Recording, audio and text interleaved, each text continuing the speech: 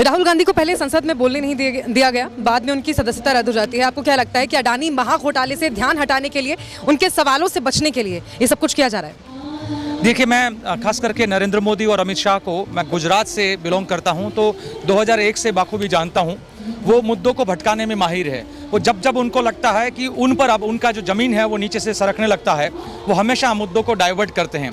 कभी धर्म की राजनीति के नाम पर करते हैं, कभी जातिवाद के नाम पर करते हैं, तो कभी कभी ऐसे मुद्दों को लेकर आ जाते हैं जिस मुद्दों में दम नहीं हो पर जनता का ध्यान भटकाने में वो माहिर हैं, इस प्रकार के। और मैं जब गुजरात में था तो बहुत सारी ऐसी चीज़ें देखी हैं कि जब लगते हैं कि चुनाव वो हारने वाले हैं, तब लगातार ऐसे षड्यंत्र करते हैं कि जनता है वो अपनी रोजी रोटी का, या किसानों के मुद्दों को लेकर, या जो किसान के मुद्दे से लेकर मजदूरों के मुद्दों की बात हो, या शिक्षा का हो, या स्वास्थ्य का हो, इवन कोरोना जैसे मुद्दों को भी उन्होंने कैसे थाली और ताली से पूरा भटकाया था, आप सब जानते हैं। तो ये लगातार ये षड्यंत्र करते रहते हैं। मैं बहुत बाखूबी इन सब को जानता हूँ। भारत जोड़ो यात्रा के वक्त भी हमने देखा था कि जो अपार समर्थन देश भर से यात्रा को मिला, राहुल गांधी पर जो भरोसा जताया था देश की जनता ने, कहीं ना कहीं वो भी चिंता में डाल रही थी प्रधानमंत्री नरेंद्र मोदी को, मोदी सरकार को। देखिए, भारत जोड़ो यात्रा की वजह से पूरे देश के अंदर एक संदेश गया है कि एक तरफ संघी और भाजपी सोच वाले लोग हैं, इस देश को जाति और धर्म के नाम पर तोड़ने का कार्य करते हैं, जबकि राहुल गांधी है वो नफरत को मिटाकर मोहब्बत की बात करते हुए पूरे देश में निकले और पूरे भारत को जोड़ने की बात करने के लिए निकले। उन्होंने क्या संदेश दिया है लोगों को? क्या कि जो तपस्या कर रहे हैं, किसान हो, मजदूर हो, या देश का हर आम जन है जो तपस्या कर रहा है, उनकी तपस्याओं को क्यों हम लोग इंपॉर्टेंट नहीं देते हैं, और हम सिर्फ और सिर्फ पूंजीवादियों का, मतलब हमारे देश की सरकारें हैं वो पूंजीवादियों का समर्थन कर रही है, जो पैदा करने वाला, जो अपने श्रम के बल पर, जो अपने पसीने बहाकर करता है, उन तपस्वियों को हम भूल जाते हैं। तो राहुल जी लगातार ये कह रहे थे कि देश का हर इंसान जो है इस देश के लिए कंट्रीब्यूट करता है। हम कहते हैं भारत बना है, वो आज देश की दुनिया के अंदर भारत की तरक्की हुई है, उसमें हर भारतीय का कंट्रीब्यूशन है, उसको हम लोगों को जो है वो देखना चाहिए। और वो मैं देख रहा था भारत जोड़ो यात्रा में, क्योंकि मैं कन्याकुमारी से कश्मीर लगातार चला। राहुल जी के समर्थन में अपार जनमेदनी जो है जिस प्रकार से आना शुरू किया, और तब से ही भाजपियों के संघियों शुरुआत में कभी जूतों के मुद्दे पर, कभी टी शर्ट के मुद्दे पर वो ध्यान भटकाने का कोशिश किया। फिर बाद में पता चला कि इनके टी शर्ट के या जूतों की बात करेंगे, वो तो 10 लाख का वो शूट है, वो मोदी का वो बाहर आएगा, और वो सूट बूट की और पूरे देश के लूट की सरकार के तौर पे वो ज़्यादा उनका बाहर आएगा, तो उन्होंने फिर मुद्दे को भटकाया। बिल्कुल, यात्रा को बदनाम करने के लिए कई मुद्दे उठाए, जैसा जिसका जिक्र आपने भी किया। कहीं ना कहीं ये सरकार को लगने लगा था कि उनके झूठ से, जो भ्रम का बाजार उन्होंने बना रखा है, उससे पर्दा उठने लगा है, जनता सच को देखने लगी है, और यही बौखलाहट कि बाद में 45 दिन बाद एक नोटिस भी भेजते हैं राहुल गांधी को। बिल्कुल, और मैं खास करके, क्योंकि मैं सूरत कोर्ट में भी था, कि ये बड़ा अजीब घटना है कि जो व्यक्ति फरियादी था वही हाईकोर्ट में जाकर स्टे लाया था कि सुनवाई आगे ना हो, पर जैसे ही अडानी जी के सामने, अडानी जी के और मोदी जी के, मैं अडानी जी क्यों बोल रहा हूँ मुझे भी थोड़ा वो लग रहा है, क्योंकि देश को लूटने वाले को जी कहना में मुझे शर्म भी आती है, पर एक हमारी सभ्यता है कांग्रेस की तहत, उसको मैं बोल दिया।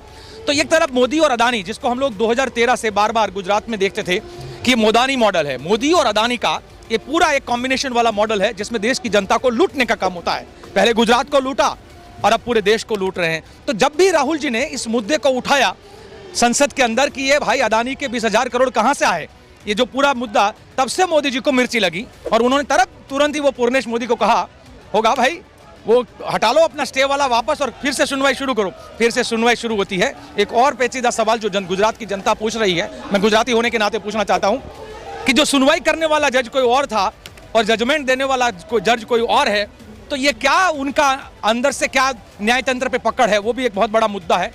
ओबीसी के देखिए उन्होंने कैसे मुद्दा भटकाया। मैं ओबीसी लीडर हूं, गुजरात का किसान हूं, ओबीसी समाज से खास करके घुमंत ओबीसी से आता हूं। मैं ये पूछना चाहता हूं इनको कि चोरी करे चोर, और आप ओबीसी वाला मुद्दा इसमें कैसे आया? नीरव मोदी ओबीसी नहीं है, ललित मोदी ओबीसी नहीं है, मेहुल चौकसी ओबीसी नहीं है। राहुल जी ने तो इन 3 चोरों के बारे में मुद्दे उठाए थे, और अब मोदी जी उसको पूरा घुमा के ओबीसी पर ले जाना चाहते हैं। मैं एक ओबीसी लीडर होने के नाते, एक किसान होने के नाते, एक पशुपालक होने के नाते मैं पूछना चाहता हूं कि आपकी जब सरकारें बनती हैं तो सरकार बनने से पहले ओबीसी चेहरे को आप आगे करते हो, और सरकार जैसे ही बन जाए, मेजोरिटी आ जाए, तो ओबीसी को तो सीएम बनने नहीं देते हैं। चाहे वो गुजरात के अंदर के पिछले 3 सीएम देख लीजिएगा, चाहे वो छत्तीसगढ़ के उनके 15 साल के सीएम को देख लीजिएगा, चाहे वो हरियाणा के सीएम को देख लीजिएगा, चाहे झारखंड के सीएम को देख लीजिएगा, पूरे महाराष्ट्र के सीएम के उनके सिलसिले को देख लीजिएगा। हर जगह पे वो, दिल्ली के सीएम को, कहाँ पर वो हर जगह पे ओबीसी को एक हथियार के तौर पे इस्तेमाल करके सत्ता में, तो फिर वो, क्योंकि जो सोच है वो संघी है, वो संघी सोच, क्योंकि संघ के राष्ट्रीय जो उनके कार्यकारिणी है 49 लोगों की है, उसमें ना एक महिला है, तो वहां पितृसत्ता है, ना उसमें एक ओबीसी है, ना एक आदिवासी है, ना एक दलित है और ना ही एक माइनॉरिटी है। तो ये पूरा का पूरा नाजी सोच वाला एक उच्च मानववाद वाला जो कॉन्सेप्ट है उससे वो सरकारें चलाना चाहते हैं और वही कर रहे हैं। और उसी लिए मैं ओबीसी लीडर के नाते मैं चैलेंज करना चाहता हूं, बताइए ना आपके ओबीसी लीडर कौन है? उनको तो हटा दिया गया है, एक एक को पीछे कर दिया गया है। और जब जब उनकी बात आती, मैं तो वहां तक पूछता हूं, पंचायती राज के चुनाव के अंदर वो ओबीसी वाला रिजर्वेशन हटाने वाले भी तो वो भाजपा ही है। हम तो कहते हैं कि जनगणना है वो जातियों की करे ताकि वो पता चले कि ओबीसी में कौन लोग हैं, कितने लोग हैं, वो क्यों रोकी हुई है। तो एक तरफ ओबीसी को खत्म करना, ओबीसी की जो विचारधारा है और ओबीसी के जो मूल निवासी जो लोग हैं इस देश के अंदर, उनके जो अधिकारों को खत्म करने का काम करते हैं।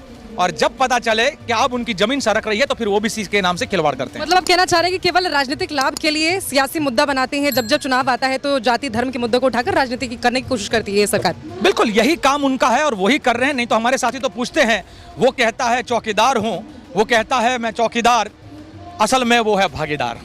तो ये चौकीदार है कि भागीदार है, वो देश की जनता पूछना चाहती है। देश की जनता ये भी पूछना चाहती है कि भाई वो डंडा लेकर बार बार आप निकलते हो, डंडे से डराते हो, तो तुम डंडों से तोड़ोगे तो हम झंडे से जोड़ेंगे। तो हम तो जोड़ने का कार्य करते हैं। राहुल गांधी के नेतृत्व में भी वही काम हुआ। और वो भटकाने की जगह पर असली मुद्दों पर बात करिए ना। कोरोना में जो मरे हुए लाखों लोग हैं, वो आंकड़े क्यों छुपाते हो? देश के अंदर बेरोजगारी के आंकड़े को क्यों छुपाते हो? देश के किसानों की बर्बादी के लिए जो कानून बनाया था, वो उसके बाद जो बर्बादी हुई उसको क्यों छुपाते हो? हकीकत सामने लाओ। देश की अर्थव्यवस्था को खत्म कर दोगे, देश के संसाधनों को पूंजीवादियों के नाम कर दोगे, तो ये है धर्म के मुखौटे से वो पूंजीवादियों के गुलाम की तरह वो काम कर रहे हैं।